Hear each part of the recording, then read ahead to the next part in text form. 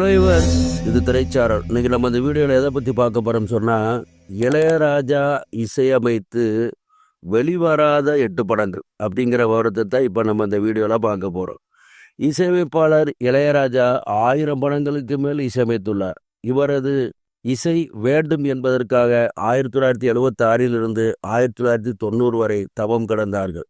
ஆனாலும் இளையராஜா சிறிய தயாரிப்பாளர்கள், அறிமுக இயக்குனர்கள், சிறிய இயக்குனர்கள் இவர்களுக்கெல்லாம் பாகுபாடின்றி இசையமைத்து கொடுத்தார். ஆனால் இளையராஜா இசையமைத்து கொடுத்த சில படங்கள் வெளிவராமலே போய்விட்டது.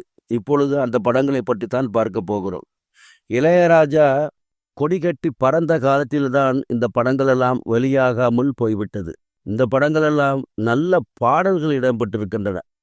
1979 இளையராஜாவின் ரசிகை, 1979 மணிப்பூர் மாமியார், 1979 நெஞ்சிலாடும் பூவொன்று.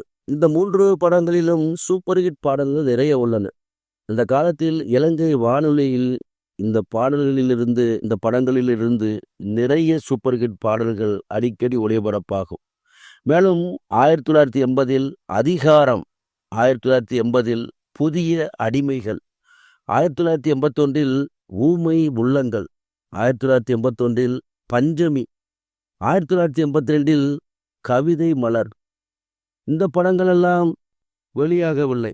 இந்த படங்களுக்கெல்லாம் இளையராஜாவே இசையமைத்து இருக்கிறார் என்பது குறிப்பிடத்தக்கது. ஆகவே இந்த 8 படங்களும் இளையராஜா இசையமைத்து பாடல்கள் சூப்பர் ஹிட்டாக இருந்தாலும் படம் வெளிவராமலே போய்விட்டது. சரி வியூவர்ஸ், இந்த கண்டனத்துடன் முடிகிறது. அடுத்து ஒரு நல்ல கண்டனை சந்திக்கிறேன். நன்றி.